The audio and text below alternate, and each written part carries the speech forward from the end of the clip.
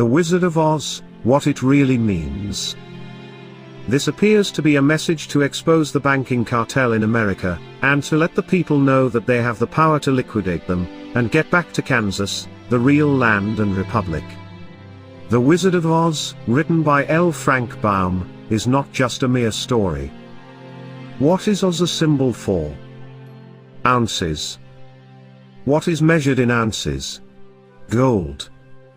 What is the yellow brick road? Bricks or ingot bars of gold.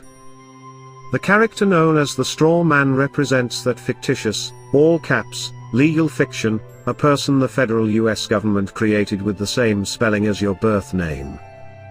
Remember what the Straw Man wanted from the Wizard of Oz? A brain?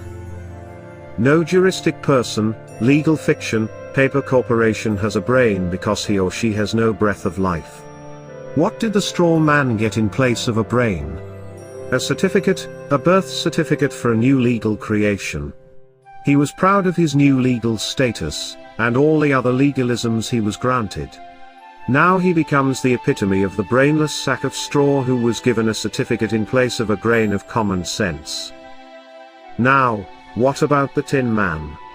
Does taxpayer identification number, TIN, bring anything to mind?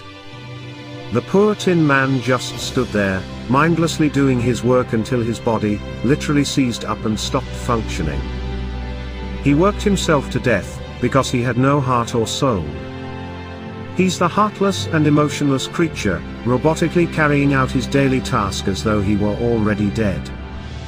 He's the ox pulling the plow and the mule toiling under the yoke.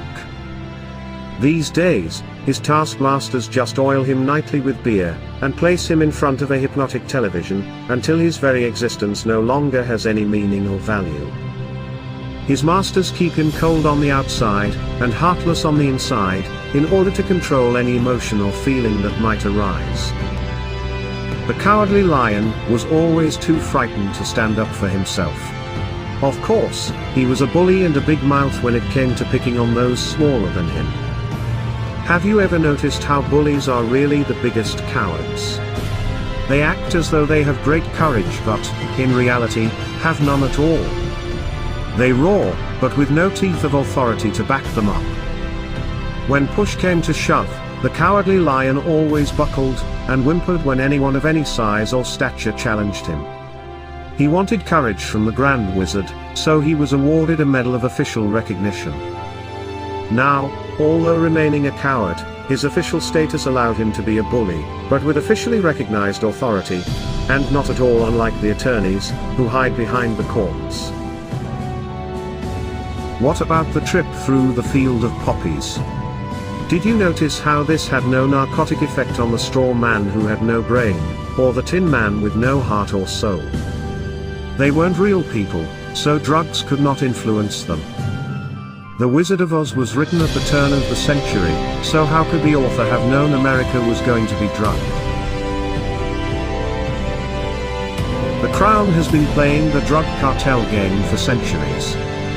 Just look up the history of Hong Kong and the Opium Wars.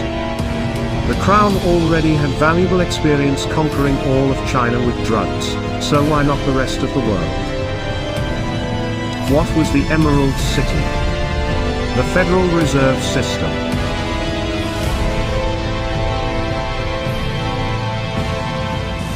Who finally exposed Wizard for what he really was. Toto, the cute and somewhat annoying little dog. Toto means in total, or altogether in Latin. What was it that the witch wanted after she alleged that the little dog had bitten her? Toto. Or everything. Notice how Toto was not scared of the great wizard's theatrics, yet he was so small in size, compared to the wizard, that no one seemed to notice him. The smoke, flames and holographic images of Oz were designed to frighten people into doing as the great wizard commanded. But Toto simply padded over, started barking until others paid attention to him and came to see what the barking was about. Who was behind the curtain? Just an ordinary person controlling the levers that created the illusion of the great wizard's power and authority. When Toto pulled back the curtain and completely exposed him, the charade was at an end. The veil hiding the corporate legal fiction and its false courts was removed. The wizard's game was up, and what was he after all? A conman, a fraud. We can see, in this tale, just how loud the bark from a little dog can be.